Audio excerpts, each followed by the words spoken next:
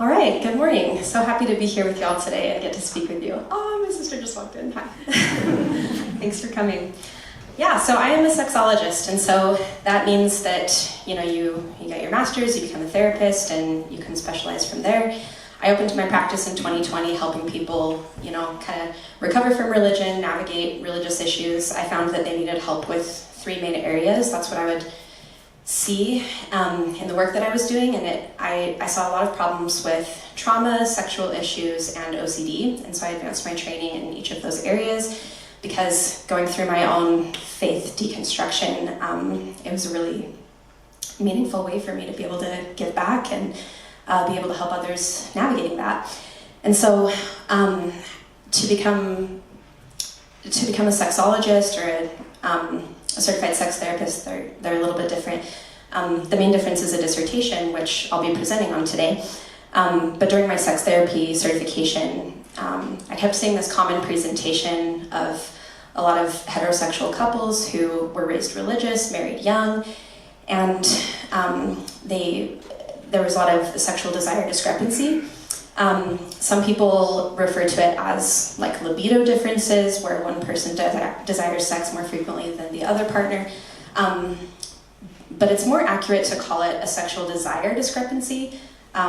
There's a lot, so in sex therapy and what I do, people, there's a lot of providers that might help you with your sexual health, your urologist, your OBGYN, your hormone doctor, things like that. I'm the kind of doctor who works with your sexual functioning and your experiences, your identity, and your relationships. So people will come to me for issues related to that or related to sex therapy specifically, problems with desire, arousal, orgasm, satisfaction, or pain. And so in this common presentation, I would see these couples coming in having a sexual desire discrepancy where sometimes that's fine in a relationship. Sometimes that doesn't create a problem. But when it's distressing, it can be a very serious problem, and it can be associated with all sorts of other relationship problems and distress in the relationship. It can be really difficult for each partner. So the higher desire partner can feel unwanted, and the lower desire partner can feel not enough, and that can create a lot of relationship strain over time. And so as I was deciding what I wanted to do my dissertation on, I'm looking at this common presentation, and I'm thinking, my own experience with purity culture exposure, being raised religious, I'm like, are these things associated? Are we learning about, because with sex therapy, who people are, your life experience, your culture, your upbringing, your psychology, all of that is coming out in your sexual relationship, and that's part of why I love what I do so much. I was a therapist for several years before becoming a sexologist, and when I really got into sex therapy, I saw, wow, it's really all coming out right here in what they're telling me related to their sexual experiences and their relationships, and that's a place where you really can't hide. You can't use all the defense mechanisms you normally use, and it just becomes so clear. And so I find when people are working with me on a sexual issue, it's like, wow, it really sheds light on all these other things impacting you. So your life experience growing up, that's going to affect your experience of sexual desire, and I'll get more into that. So I wanted to know, are these things related? So what is purity culture? A lot of you I think are familiar, but it's characterized by reserving sexual behavior for heterosexual monogamous marriage. It's the greater responsibility of women. It includes strict gender norms. That second part, they don't necessarily, sometimes directly, sometimes indirectly teach that that's the case. And there's a lot of pressure on performing purity culture. Adhering to it is required for your happiness and salvation, or at least that's the way they teach it. Okay, there's historical origins of purity culture, so rooting all the way to patriarchy, which, by the way, has not always existed. Some people think it's always existed, but that's a myth. Historical evidence indicates it emerged in Mesopotamia, where Abrahamic religions emerged, and through great missionary efforts, Abrahamic religion has spread to comprising 55% of the world population today, 70% of Americans. Puritanism, a branch of Christianity, stemmed from that, and was the foundation of American culture. So we've always had in the United States these conservative, traditional sexual values. And then around the 1960s and 1970s, we had these sexual revolutions where, kind of more mirroring some other countries being more sexually liberal, saying, hey, it's okay to accept your sexuality, be more free in your sexuality. And purity culture was a cultural response to that, where we had conservative and religious groups saying, no, we want to preserve heteronormative monogamous families. And so this conflict between different ideologies continues to exist in our country today and affects education, government, and healthcare. So this is kind of what I was discussing a moment ago as I was thinking of what I wanted to study. I just want to know if these things are related. So of all the issues of our sexual health to focus on, I chose desire because it's the foundation of sexual functioning. Nothing happens sexually without desire. That's the beginning. And so I wanted to look at that. Like I said, it's affected by culture, it's affected by your beliefs. It has a reciprocal relationship with psychological factors and sexual satisfaction. They all influence one another. This last point I found pretty important, that your desire, your sexual desire is influenced by your sense of freedom and feeling that you deserve pleasure. And so if we're teaching beliefs that you're undeserving of pleasure or that it's not important, that might impact your desire. So the research we have on sexual shame, about how shame in general can build up, and we have newer research about like the embodied experience of shame. The idea with that is shame that can't resolve. So there is a purpose to guilt, there is a purpose to shame. They are different. Shame can resolve by, making things right. And, if you're being taught that your sexuality is wrong or you shouldn't engage in your sexuality, particularly, a lot of people this can affect, queer populations, and even throughout your sexually developmental years, telling you to wait, I think, some people that's fine. People can believe what they believe about the timing, but some people develop this experience of like having desire is wrong. And so when there's no resolution, where you can't fix that, you can't repent for being a sexual being, that embodied shame can really live on.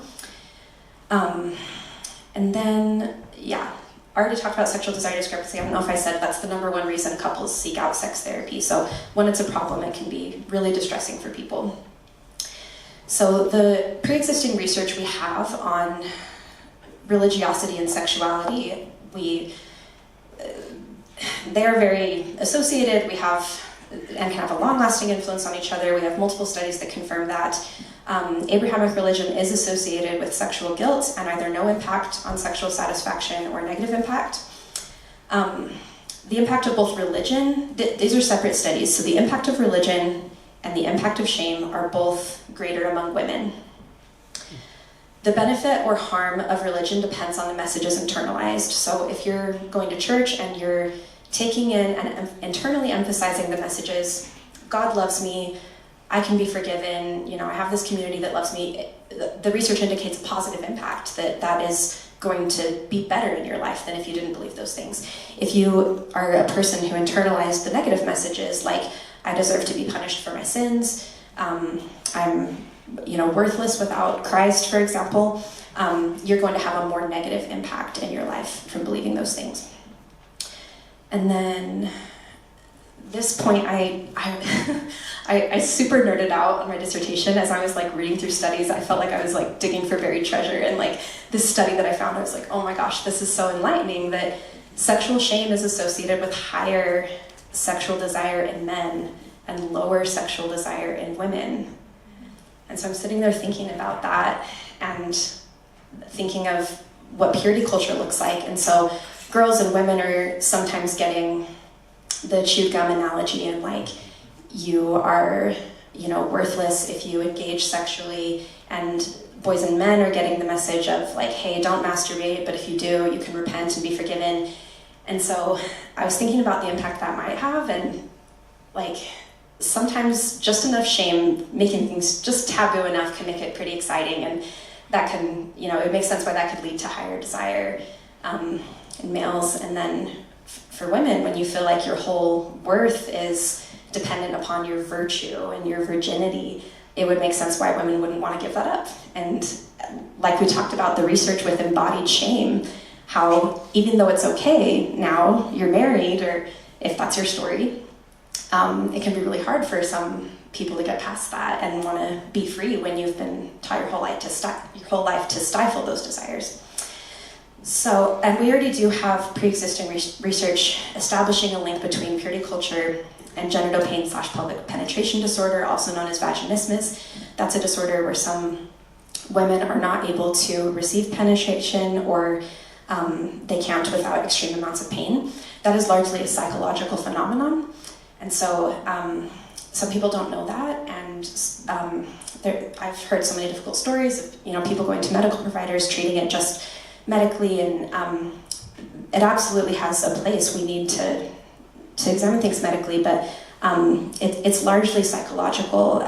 Thinking of what can happen over years of your life, women it's really severing that brain-body connection when you have this embodied shame and you have this stifling of your sexuality. It's not training you to connect your brain to your vulva, to your vagina, and you're not able to relax those muscles, and so they can really tense up. This isn't for everyone, of course. This isn't the most common thing, but for people who this is an issue for, the psychological link there has been established in research, and there's treatment available for that if you or anyone is struggling with that. Also, the development of PTSD. So Dr. Cami Hurst completed some research where she studied people who consent to unwanted sex. This is not assault, this is not rape. It's consenting to sex that you don't desire.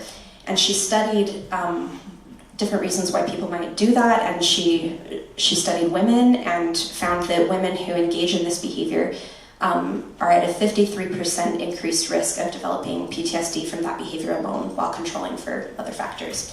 So we're already seeing this kind of empirical evidence for some of the impacts of purity culture. So I wanted to know what other sexual problems and dysfunctions are associated with purity culture. I wanted to know, does purity culture cause sexual shame? And are current teachings about sexuality equipping young people for long-term relationship success and sexual health throughout their lives?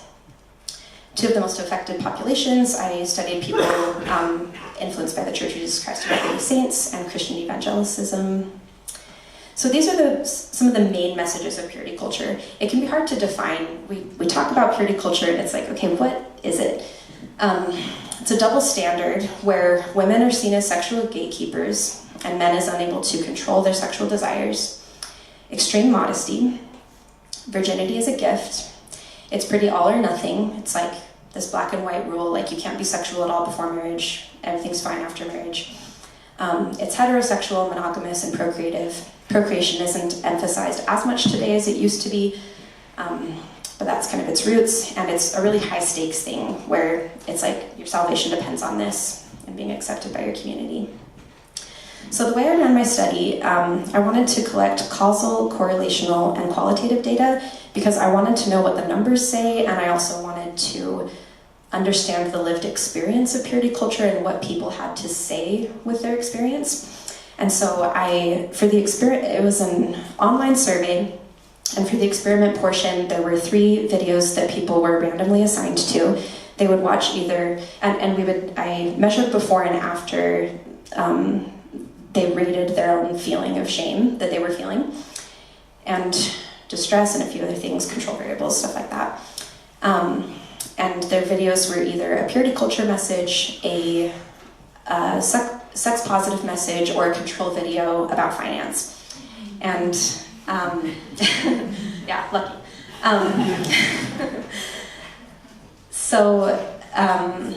And then they completed questionnaires on on sexual shame, their exposure to purity culture, how much they believe in the purity culture beliefs, and their experience of sexual desire discrepancy in their current relationship if they were partnered. I had a really big participant response. Over 2,000 people responded, and over 1,200 people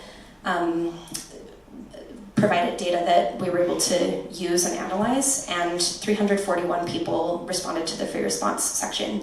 You can see the demographics there of, if you can read that, can you read that? Is that too small? About 30% were Latter-day Saints, 27% atheists, 10% unaffiliated, 10% Catholics, 6.4% Christian, evangelical, less than 1% were Eastern religions, Muslim, Jewish, or Wiccan. 50% were actively religious, 2.7% nuanced, 19.8% formally religious, and 26% undisclosed. So these are some of the purity culture beliefs. This is the scale that Dr. Ortiz developed to say what purity culture is. Like, these are some of the beliefs of purity culture, and so this is the scale that I used to measure how, and ask people, how much were you exposed to these beliefs was one question, and a separate question, how much do you endorse these beliefs, meaning how strongly do you believe that these are true? So women should dress modestly to avoid sexually tempting men. God's will is for sex to happen within a marriage relationship. Waiting to have sex until marriage will make the wedding night and future sex that much better. On and on. Yeah, is that true? I don't know. Okay, so my first hypothesis is that participants exposed to video clips demonstrating purity culture beliefs will report increased sexual shame on a post-test measure. That was actually false. So I did not establish causality for this study. In thinking about it after, I think it's just really hard to manipulate such a complex construct like sexual shame that you've developed your whole life, to manipulate and influence that variable in an experiment setting. I think that's probably why it's hard to prove causality. So we don't know, but we do not currently have data that says that purity culture causes sexual shame. The next hypothesis, the greater the exposure to purity culture beliefs, the greater the sexual desire discrepancy between heterosexual partners. This is a complex hypothesis and is partially confirmed. That first part is true. So the more you're exposed to purity culture, the increased risk of sexual desire discrepancy between heterosexual partners. The reasons for that, so this is a moderation analysis, what contributes to that happening. The only variables I looked at were sexual shame being one of them, and that was true. So we know sexual shame is part of the reason that we're seeing that correlation. And I also want to point out that this correlation was slight but significant, so 0.14. So it is significant. There's other things that explain why sexual desire discrepancy happens more than purity culture. So this is not like a huge correlation, like this is everything about why, but it is significant. And whether or not people believed in purity culture is not part of the reason why we're seeing that interaction. In heterosexual relationships, women's sexual desire will be lower than men's sexual desire, and this will be moderated such that women exposed to purity culture will report even lower sexual desire compared to their partners. That was true. So this was, you can see that this is the amount of exposure they have to purity culture, and as that gets higher, men's desire becomes slightly and significantly higher, and women's becomes slightly and significantly lower. My hypothesis for the qualitative data, I predicted that people would report experiences of distress related to purity culture. That was true. A lot of people talked about their experiences of shame. One woman saying, "I logically disagree with everything on this list, and I feel anxious about sex and sex outside of marriage in general. I'm a virgin, and I still feel shameful for things I don't want to feel shameful for." So highlighting that long-term experience of these beliefs kind of living on, even when people cognitively reject them, they still feel like they're true or feel like they're bad or wrong for being a sexual person. A significant emotional impact, 70 of the 341 participants shared about a negative emotional impact like guilt, regret, fear, anxiety, on and on. One woman said, "It was understood that becoming a wife and a mother was the whole purpose of women, not to mention that my virginity was the most important thing about me, the only thing of value. Losing that meant I was no longer of value." Sexual and relational impact. Many people talked about how it hurt, that these teachings in their experience hurt or prevented important relationships and experiences, feeling their sexual development was stunted or delayed. One person commenting that purity culture sets men and women up for disappointment and resentment in marriages. People shared about other things in their qualitative responses as well. Some shared experiences of hope, of ways that they have moved on and evolved beyond purity culture. They shared some things that helped them do that, like accessing sex-positive secular education, learning about consent and communication, coming to embrace themselves as a sexual being. Many people talked about how their experience with purity culture affected their religious engagement, some choosing to leave religion in part because of no longer believing and endorsing purity culture, some choosing to teach their children differently than they were taught. One thing I found in the qualitative portion that was interesting is of those who endorsed purity culture, most participants answered what the question was, which was share your experience with these teachings. I found that those who believed in the purity culture teachings, they didn't share their personal experience with it, but rather they chose to share why it was so important to them and why it was worth it. So I found that interesting. These are some of the reasons they listed why it's so important to them. And even those who believe in purity culture also shared ideas of how they thought teachings could be improved to reduce shame. I'm a nerd, guys. I just get so, I don't know, I made this way too big. I studied so many variables. I made this massive study. I made it way harder on myself than I needed to, but I'm just a nerd. And I got through all the hypotheses, examined the data, and then I just was having fun with the data variables, and I was just digging in it. And you can't do that. You can't just you can't say, I hypothesized this. I don't know. This is just stuff I found out after because I was like, what do these variables say? Yeah. Oh, 5 minutes. Thank you. Okay. So in that, I did find that there is a positive correlation between purity culture and sexual shame. So causality was not established. It is correlated. I'm going to skip that for now. So discussion of these results. It supports previous findings that women are more affected by men than men by both religion as well as shame. So the endorsing purity culture thing, how much do you believe it? There's a lot of questions there. So let's see what to focus on. So purity culture exposure was associated with higher sexual desire discrepancy when they didn't believe in it anymore. And so it's people who believe in purity culture, the data didn't show that they had as much sexual desire discrepancy. So why is that happening? We don't really know. It could be related to that data that we saw previously, that beliefs influence outcomes. And so maybe if you're believing that it's a problem, it is a problem. Or maybe if you're believing it's not a problem, it's not a problem. Maybe it's a sign of cognitive dissonance. Maybe it's difficult for people to recognize things being an issue. We don't really know. Let's see. Yeah, just gonna skip that for now. Okay, so my study has implications for sexology research. There's so much more. When you're doing research, you can make one brick of contribution to the big wall of information that we're trying to build. Oasis value, reality is known through reason. Trying to just collect data and information, and we care about that. We care about what we have evidence for and believing, and so there's so much more that we could do and study with related to sexology research, kind of name a few things there. So for therapy and education, to me what these findings indicate is we can encourage sexual health for youth throughout their lives, not just while they're minors, through comprehensive sex education, highlighting the need to embrace sexual pleasure, accept one's sexual identity, express one's desired sexuality freely while aligned with their personal values, and eliminate myths like men are always ready for sex and women are pure creatures who need to be won over. Teach that sexual desire occurs on a spectrum and varies over time. That can better equip partners to navigate sexual desire discrepancies.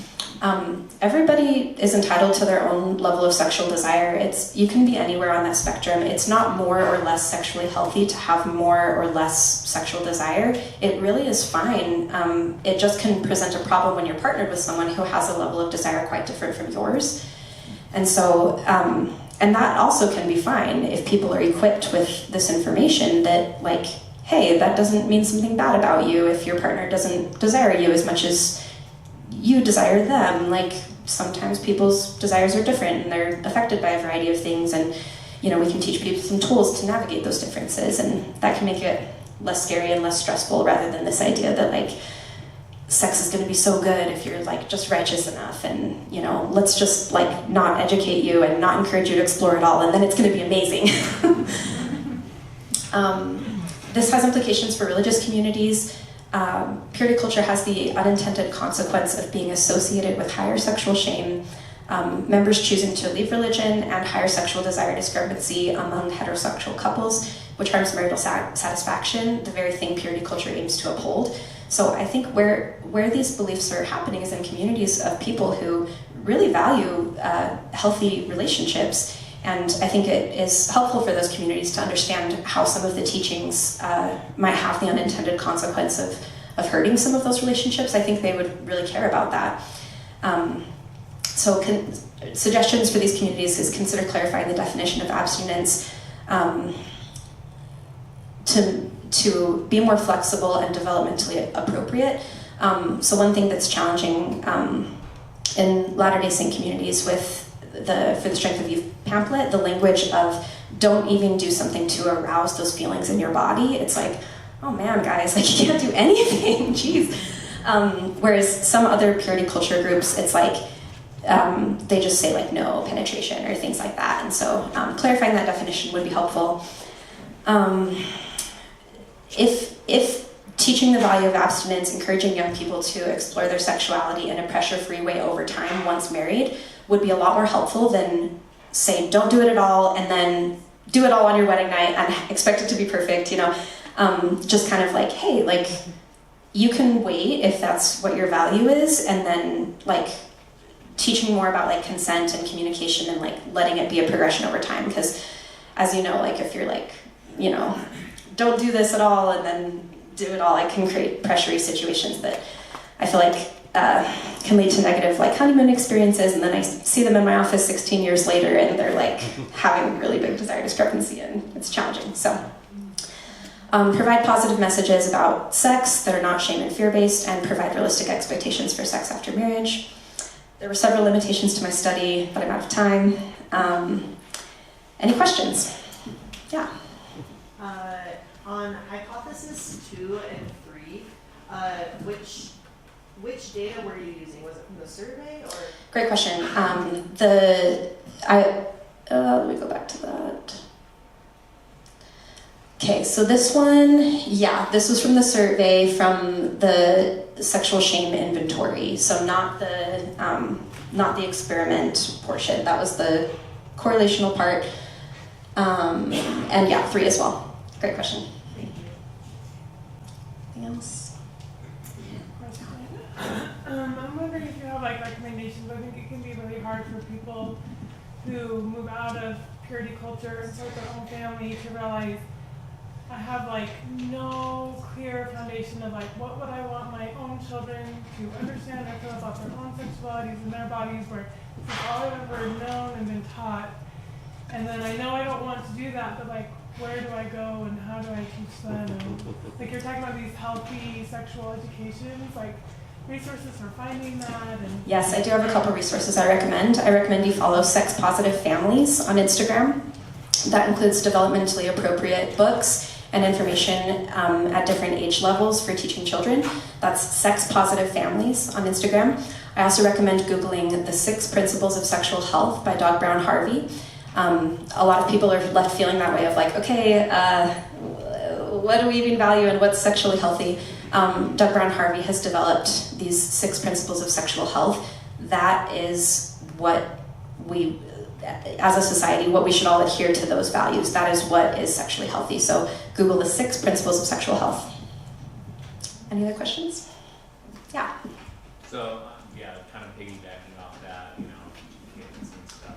I remember when, I assume most of us went through the Utah sex ed education, and it was all about abstinence.